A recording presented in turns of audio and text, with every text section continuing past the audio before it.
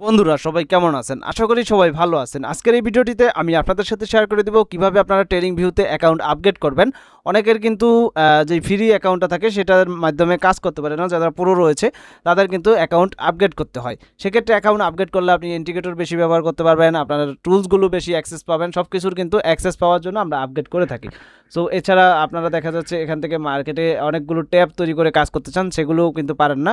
তো এর জন্য অবশ্যই এটা আপগ্রেড করতে হবে। সো আপগ্রেড করার জন্য জাস্ট অ্যাকাউন্ট অপশনে ক্লিক করবেন, হোম অপশনে ক্লিক করবেন। হোম অপশনে ক্লিক করে দেখতে পারবেন এখানে আপগ্রেড নাও, জাস্ট সহজ একটা সিস্টেম দেখিয়ে দিচ্ছি। আপগ্রেড নাও ক্লিক করবেন।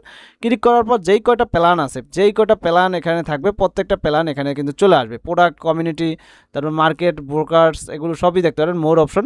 তো জাস্ট আপনি যখন এখানে প্ল্যানগুলো দেখতে পারবেন, আপনি দেখেন প্রথমত যদি আপনি যান এখানে মান্থলি ক্লিক করে নেন, তাহলে দেখেন এক মাসের জন্য এখানে দেখেন দুইটা চার্ট ট্যাব তৈরি করতে পারেন। মানে দুইটাই যে দেখেন কীরকম হবে, এভাবে দুইটা ট্যাব কিন্তু বানাতে পারবেন, মানে একসাথেই মার্কেটের ভিতর দুইটা ট্যাব। তারপর হচ্ছে 5টা ইন্ডিকেটর ব্যবহার করতে পারবেন একসাথে। আমরা কিন্তু দুইটার বেশি ব্যবহার করতে পারি না ফ্রিতে।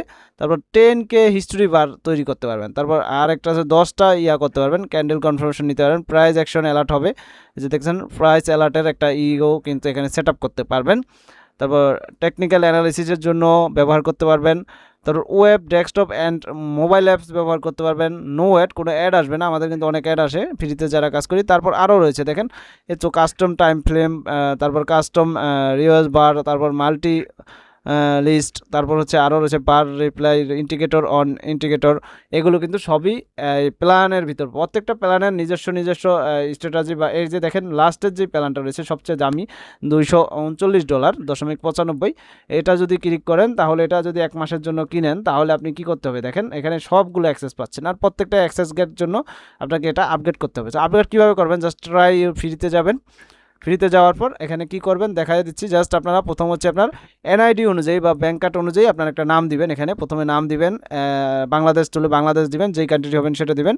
অ্যাড্রেস লাইনটা সঠিকভাবে দিবেন এনআইডি অনুযায়ী। তারপর সিটি দিবেন, রেজিস্ট্রেশন দিবেন, জিপ কোড দিবেন, এগুলো সঠিকভাবে সব কিছু যখন দিবেন, দেওয়ার পর এখানে দেখেন কি কার্ড আপনার কার্ড নাম্বার যেটা আমাদের, এটা কিন্তু ডলার কার্ড হতে হবে আপনার, অবশ্যই ডলার কার্ড হলে ডলার কার্ডের নাম্বারটা এখানে দিবেন।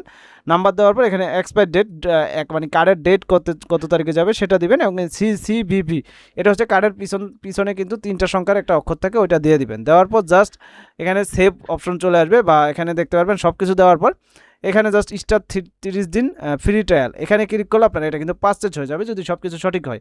এছাড়া যাদের পেপাল রয়েছে তারা পেপালে ক্লিক করে পেপাল সিলেক্ট করে কিন্তু পেপালেও পেমেন্টটা করতে পারেন খুব সহজেই। পেপাল কার্ড রয়েছে, পেপালও রয়েছে, এখান থেকে পেপালের মাধ্যমে করতে পারেন। সো আমাদের বাংলাদেশ যেহেতু, আমরা চাইলে ক্রেডিট কার্ড বা এগুলোর মাধ্যমে, ভিসা কার্ডের মাধ্যমে করতে পারি। সো এ হচ্ছে আপনারা চাইলে খুব সহজেই অ্যাকাউন্টের যেই প্ল্যানগুলো রয়েছে প্ল্যান আপগ্রেড করে কাজ করতে পারেন যারা পুরো রয়েছেন। সো দেখিয়ে দিলাম বিস্তারিত, আশা করি বুঝতে পেরেছেন। অবশ্যই কমেন্ট করবেন, লাইক করে দিবেন।